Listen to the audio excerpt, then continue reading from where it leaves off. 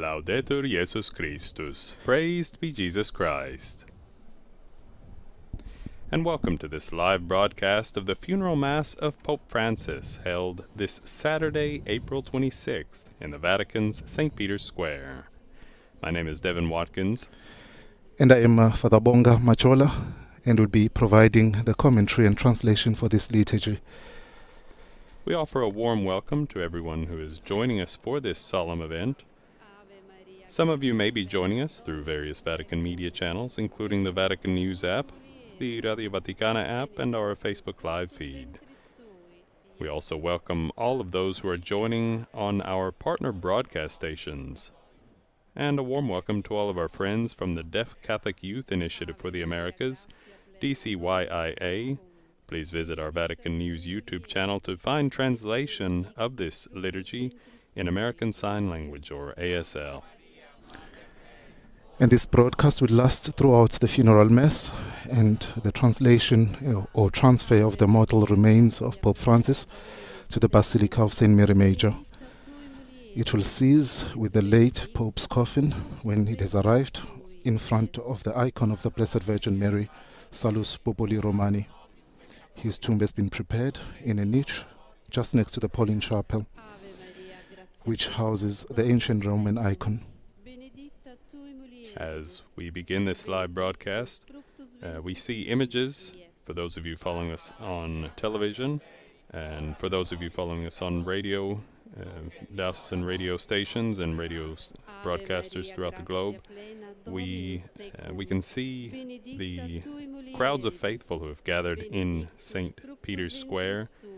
The Via della Conciliazione has been filled up. We can still see streams of the faithful coming to join this Requiem Mass for the late Pope Francis. The delegations of heads of state and foreign dignitaries are also taking their seats in front of the altar set up in the parvis of St. Peter's Basilica to take part in this Mass.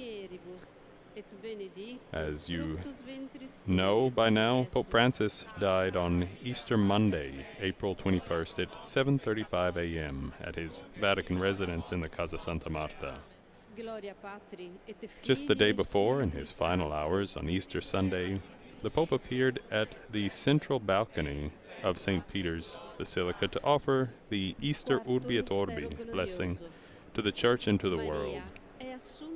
He then rode in the Pope-mobile around St. Peter's Square, greeting the faithful as he always enjoyed doing throughout his 12 years on the See of Peter.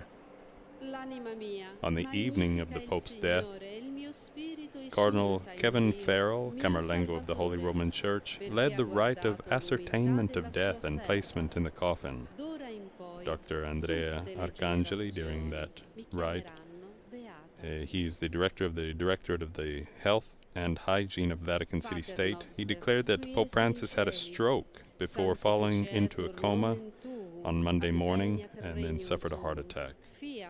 According to the official medical report, Pope Francis had a prior history of acute respiratory failure caused by multimicrobial bilateral pneumonia, multiple bronchiostases, high blood pressure, and type 2 diabetes. And on Wednesday, the Cardinal Camerlengo presided at the rite of translation, which carried the Pope's mortal remains from the Casa Santa Marta to St. Peter's Basilica. His body lay in state until Friday evening. Around 250,000 people filed past the altar of the confession where his coffin lay to pay their respects.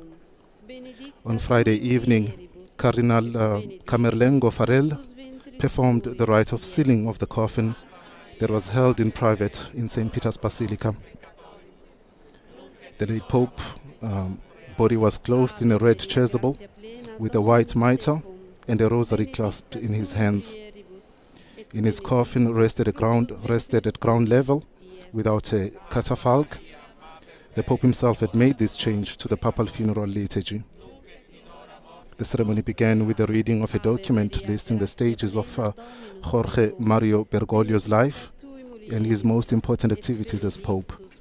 It stated that the memory of the 266th Pope remains in the hearts of the Church and of all humanity. Archbishop Diego Ravelli, master of pontifical liturgical ceremonies, spread a white silk cloth over the face of the Pope, while Cardinal Camerlengo Farrell sprinkled his body with holy water. A sack containing coins and medals minted during his pontificate was then placed in the coffin with the Pope. The lid was placed on the zinc-lined coffin, along with the Pope's pectoral cross, coat of arms, and a plaque with the Pope's name and the duration of his life and petrine ministry, while psalms were sung. After the coffin was sealed, the seals of the Cardinal Camerlengo and the prefects of the papal household, the office of the liturgical celebrations, and the Vatican chapter were imprinted. The wooden coffin, which bears a cross and a coat of arms of the Pope, was then sealed. And in the images, we see delegations passing in front of the altar of the confession, where the Pope's coffin, sealed coffin, lies still in state. They pause to offer their last respects, their final respects. And there are delegations from at least 130 countries and international organizations gathered here in St. Peter's Square. These include 12 reigning monarchs and 55 heads of state, as well as 14 heads of government and other high officials. And just to cover the event, there are over 4,000 journalists who have been accredited to the Holy See Press Office to cover the event. And the delegations include, besides political leaders from around the world, there are representatives of various world religions, including 5 from Buddhism, several from the Hindu religion, Sikh and Zoroastrian, as well as Jain. There's also a sizable representative from other Christian confessions besides Catholicism, including the Patriarch of Constantinople, Patriarch Bartholomew. There are also representatives and representatives of the Greek Orthodox Patriarchate of Alexandria and Antiochia, as well as Jerusalem. The Patriarchate of Moscow has also sent a delegation, as well as the Serbian and Romanian and Bulgarian patriarchs. There's a host of other ecumenical delegations, as well as representatives of the Anglican Communion gathered to celebrate this Requiem Mass for Pope Francis. For those of you who are just joining us, we are preparing to celebrate the Requiem Mass, a funeral liturgy for the late Pope Francis. The Mass will begin at 10 a.m. here in Rome time, GMT +2. We can see the crowds gathered along the Via della Conciliazione and filling up St. Peter's Square. There are many priests and cardinals, bishops, archbishops who are celebrating this, concelebrating this liturgy. There are around 250 cardinals present, and during this liturgy you may notice that the patriarchs and the cardinals will be distinguished from the bishops in their liturgical dress. They will be wearing purple and their white damask mitres, while the bishops will wear plain white mitres. This Mass will include readings from the Acts of the Apostles, the letter of St. Paul to the Philippians, and the Gospel according to John, a homily. And this Mass is presided over by the Dean of the College of Cardinals, the Cardinal Giovanni Battista Re.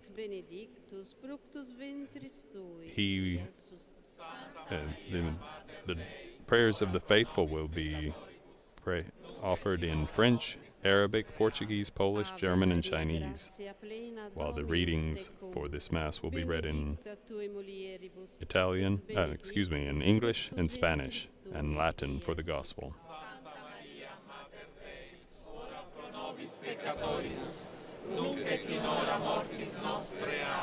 And of course, the celebration will be accompanied by the choir of the Sistine Chapel, singing for Pope Francis's one last time. In accordance with the spiritual testament of the Bishop of Rome, the coffin will then be transported to the Papal Basilica of St. Mary Major. The funeral procession will cover a distance of about 4 kilometers through the streets of the capital. It's a slow pace. So this journey will allow Romans to bid farewell to their bishop along a path he often took to pray before the icon of the Virgin Salus Populi Romani, before and after each of his 47 apostolic journeys. And even recently, after his hospital days, his stays in the hospital in February and in March, he visited this Basilica of Mary Major and went to pray before the icon of the Virgin Salus Populi Romani. Benedicta tui mulieribus, et benedictus fructus ventris tui. Upon arriving at the Marian Basilica, also known as the Liberian Basilica of St. Mary Major, the Sistine Chapel choir will again welcome Pope Francis and his coffin to its final resting place, along with a group of what could be termed the last ones. We all know that Pope Francis made a special point in his pontificate and his magisterium and teaching to focus on the peripheries of the church and of society, always trying to expand and get to the very heart of the gospel, which is, you have sent me to preach to the poor. And there will be several of people who are homeless or poor and living on the margins of society who will welcome Pope Francis's coffin to St. Mary Major. They will be seated out front. This broadcast will conclude in a couple of hours with the coffin of Pope Francis in front of the Marian icon that he loved so dearly, the Salus Populi Romani, the health of the Roman people. And then the burial will take place privately. Later this afternoon, the cardinals will gather at St. Mary Major to pray Vespers. And this will be on Sunday evening at, I believe, around 5 p.m.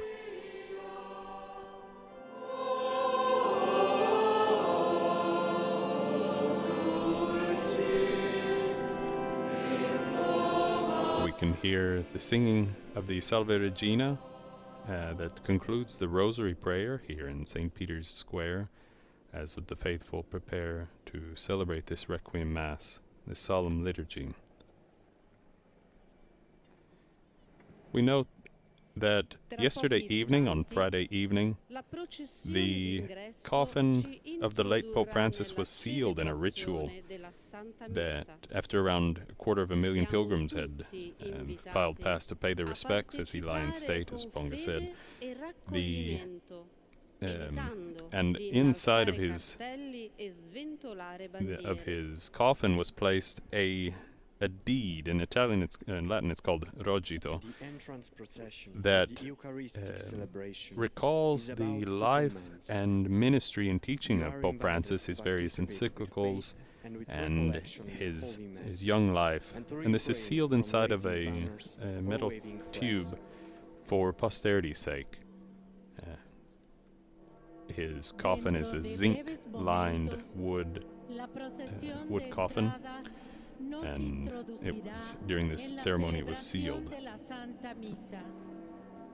Dispongámonos a participar con fe y recogimiento, evitando levantar carteles y ondear banderas. The deed that was placed with Pope Francis's body. We can read a few excerpts from it. It begins, "With us, pilgrims of hope, guide and companion on the journey toward the great goal to which we are called, heaven, the 21st day of April in the holy year 2025, at 7:35 in the morning, while the light of Easter illumined the second day of the octave, Easter Monday, the beloved shepherd of the Church, Francis, passed from this world to the Father. The entire Christian community," the deed continues, "especially the poor, gave praise to God for the gift of his service, rendered with courage and faithfulness to the gospel and to the mystical bride of Christ." The deed recalls that Francis was the 266th Pope, born Jorge Mario Bergoglio. He was elected Pope on March 13th, 2013. He was born in Buenos Aires, Argentina, on December 17th, 1936, to Piedmontese immigrants, Italian immigrants. To the children, of Italian immigrants. His father Mario was an accountant employed by the railways, and his mother, Regina Sivori, took care of the home and the education of their 5 children. After earning a diploma as a chemical technician, the man who would become Pope Francis chose the path of the priesthood, entering first the diocesan seminary, and then on March 11th, 1958, passed to the novitiate of the Society of Jesus. He became a Jesuit. He pursued humanistic studies in Chile and returned in 1963 to Argentina, where he graduated in philosophy at the St. Joseph College in San Miguel. He was a professor of literature and psychology at the colleges of the Immaculate Conception in Santa Fe and of the Savior in Buenos Aires. We know that Pope Francis then was ordained to the priesthood on the 13th of December in 1969 by Archbishop Ramon José Castellano. And on the 22nd of April in 1973, he made his perpetual profession as a Jesuit.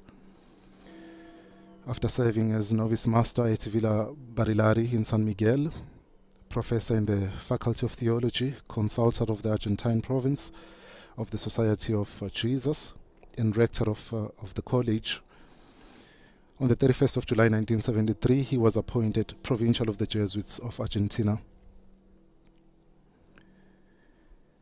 After 1986, he spent several years in Germany completing his doctoral dissertation, and once back in Argentina, Cardinal Antonio Quaracino made him his close collaborator.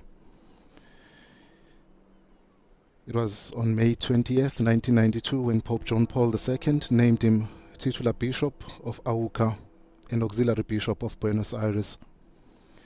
He chose as his episcopal motto, Miserando adque eligendo, and inserted the Christogram IHS, the symbol of the Society of Jesus, the Jesuits, into his coat of arms.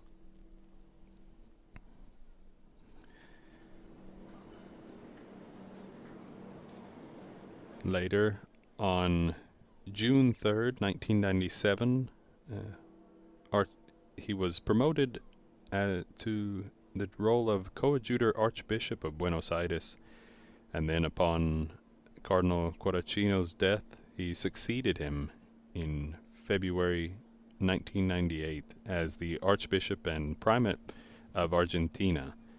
He was also ordinary for the faithful of the Eastern Rites who resided in the country, and the Grand Chancellor of the Catholic University. Pope St. John Paul II created him a cardinal in the consistory of February 21st, 2001, assigning him the title of the titular church of St. Robert Bellarmino.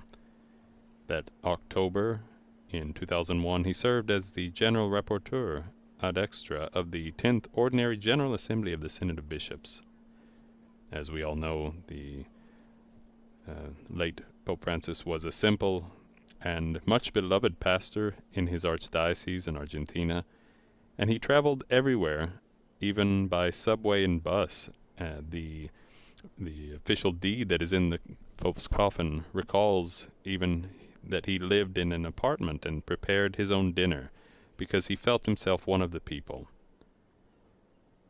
After the cardinals assembled in conclave after Pope Benedict XVI's resignation, Jorge Mario Bergoglio was elected Pope on March 13th, 2013, and he took the name Francis, following the example of Saint Francis of Assisi. He wished to, above all, to care for the poorest in the world.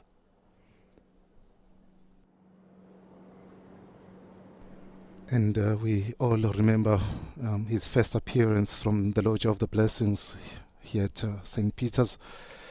And his first words, brothers and sisters, good evening. And now let us begin this journey, Bishop and people. He continued, this journey of the Church of Rome, which presides in charity over all the churches. A journey of fraternity, of love, of trust among us. And then bowing his head, he said, I ask you to pray for the Lord to bless me. The prayer of the people, asking the blessing for their bishop. And he continued, we know that every Angelus and most of all his audiences, he concluded by asking the people to pray for him. Do not forget, please remember me in your prayers. Do not forget to pray for me. We can also recall his wit, because especially in the later years of his life, Pope Francis, when he would ask for prayers, would sometimes remind people to pray for him and not against him. He was famous for always throwing in a joke here and there. The Holy Father would, whenever he would visit, begin his general audiences in St. Peter's Square and sometimes in the Paul VI Hall. He would pause as he walked up the dais to the stage set up in the front of St. Peter's Square to greet the readers who would be present at would be reading the summaries in various languages of his catechesis, and the Pope would frequently pause to greet them and exchange a word, sometimes reflecting on the questionable beard choices of some of the members, or asking about the recently departed parents of one colleague, or joking with another colleague, a pair of colleagues who had gotten married, and joking whether they would ever come back from their honeymoon, if they were going to come back to work, because he hadn't seen them reading at the liturgy, at the general audiences in a while. So we can recall some of these many humorous, serious, and the many moments of the life of Pope Francis, who died at the age of 88 on Easter Monday. As we see, there are still delegations arriving for this Requiem Mass, filing in front of the coffin, set up in front of the altar of the Confession in St. Peter's Basilica, preparing for this liturgy, which may start a few minutes late, as delegations are still arriving.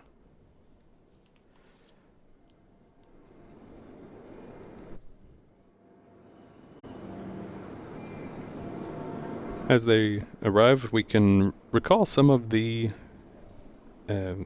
teaching, perhaps very little in this short amount of time that we have, but given the vastness of Pope Francis's magisterium. But we can recall with this deed that was placed in his coffin some of his the focuses of his papacy.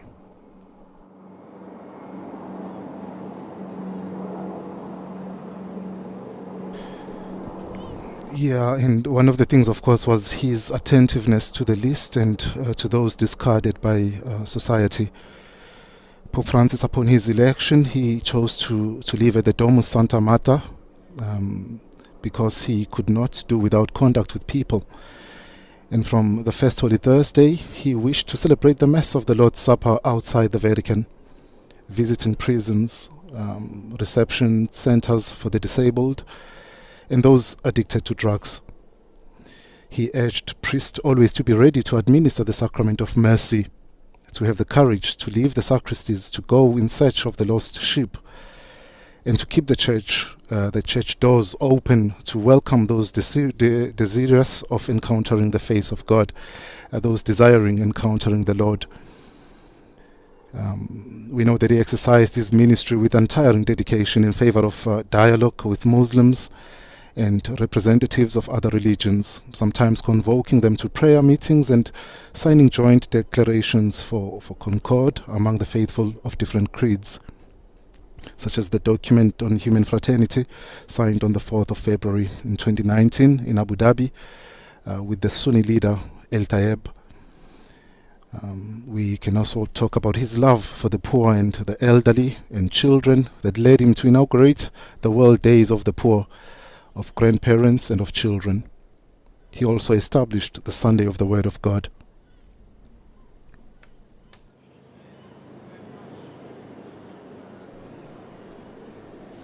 The deed also notes that more than any of his recent predecessors, Pope Francis enlarged the size of the College of Cardinals, convoking 10 consistories through the years, and in which he created 163 cardinals, of whom there are currently 133 electors who will choose the next pope in the upcoming conclave.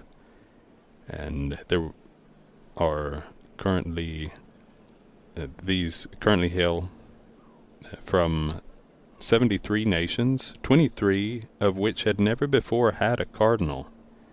Pope Francis also convened 5 sessions of the Synod of Bishops, 3 ordinary general assemblies on the family, on young people, and on synodality.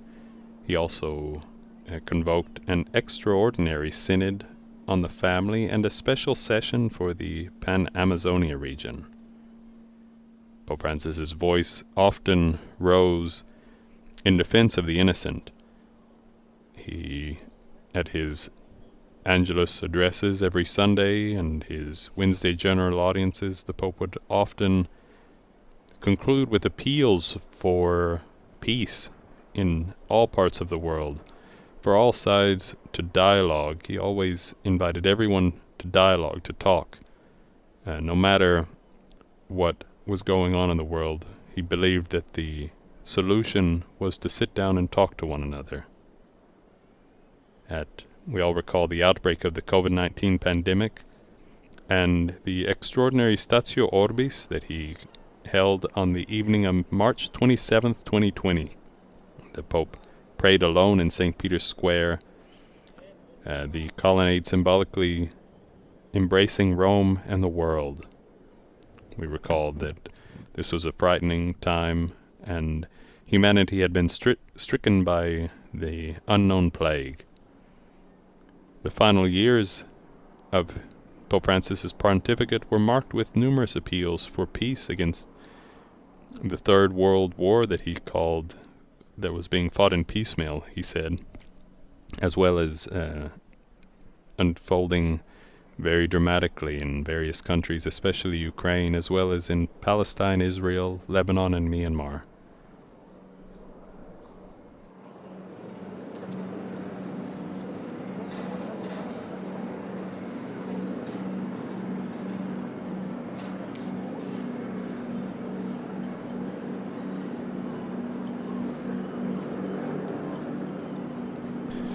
And as we know, then after his hospitalization from the 4th of July, July 4th, 2021, lasting 10 days for surgery at the Agostino Gemelli Polyclinic, Pope Francis, on 14 February 2025, returned to the same hospital for a 38-day stay due to bilateral pneumonia. And back in the Vatican, he spent his final weeks at Casa Santa Marta, dedicating himself to the end with the same passion to his patron ministry. Though not fully recovered, We know we saw him on Easter Sunday, on April 20th, 2025. For one last time he appeared on the loggia of St. Peter's Basilica to impart the solemn Urbi et Orbi blessing. And then he drove around on the papal mobile and greeted the faithful who had gathered at St. Peter's. And then he left us the following morning. We see these beautiful images coming live from the Basilica, the cardinals and the bishops, beginning the procession which would lead us to the beginning of this solemn celebration of the Eucharist.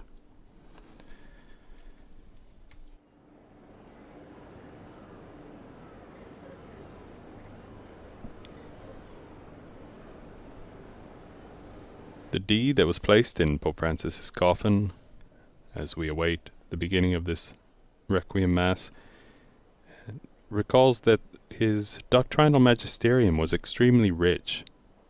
It recalls that he often offered a witness to a sober and humble lifestyle, founded on missionary openness, apostolic courage and mercy, and attentive to avoiding the pitfalls of self-referentiality and spiritual worldliness of the Church. Pope Francis, we know, set out his apostolic program for his papacy that lasted just over 12 years, with his apostolic exhortation Evangelii Gaudium in November 2013, and he released 4 encyclicals through the year, such as Lumen Fidei in 2013, Laudato Si in May of 2015, which became the first papal encyclical dedicated to ecology and on care for our common home. Later, in October of 2020, the Pope released his encyclical Fratelli Tutti on human fraternity and social friendship. And then, just last year, in October 2024, he released Dilexit Nos on devotion to the most Sacred Heart of Jesus.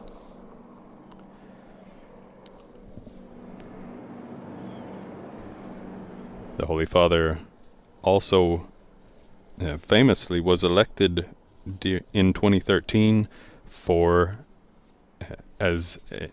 and the cardinals recognized the need to begin reform of the Roman Curia, the governing body of the Church, the central governing body that assists the bishops throughout the world in their ministry and seeks to help the Church be united.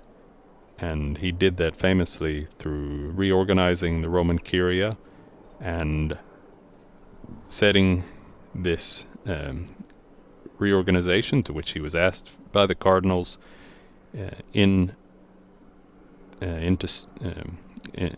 a solid document with the Apostolic Constitution, Predicate Evangelium, Preach the Gospel, which was his focus.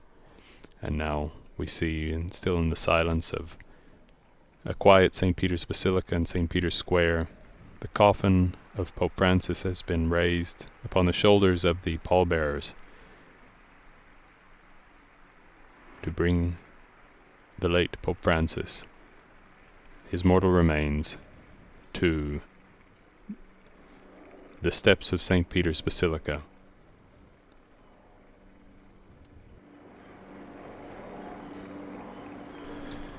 And we then want to prepare ourselves and solemnly participate in this very moving celebration. We will join the procession very symbolically with the casket carrying the remains of Pope Francis. We participate as pilgrims of hope, a theme which was very particular and important to Pope Francis. And then we journey forward as people of hope, knowing, as Pope Francis taught and preached, that death is not the end. We remember in one of his audiences in November 27, 2013, he says our life is a journey. He said if we look at the most painful moments of our lives, when we have lost a loved one, our parents, a brother, a sister, a spouse, a child, a friend, we realize that even amid the tragedy of loss, even when torn by separation, the conviction arises in the heart that everything cannot be over, that the good given and received has not been pointless. There is a powerful instinct within us which tells us that our lives do not end with death. The thirst for life found its true and reliable answer in the resurrection of Jesus Christ. Jesus' resurrection does not only give us the certainty of life after death, it also illumines the very mystery of the death of each one of us. And that's our prayer today for Pope Francis, as we join silently the procession towards the St. Peter's Square.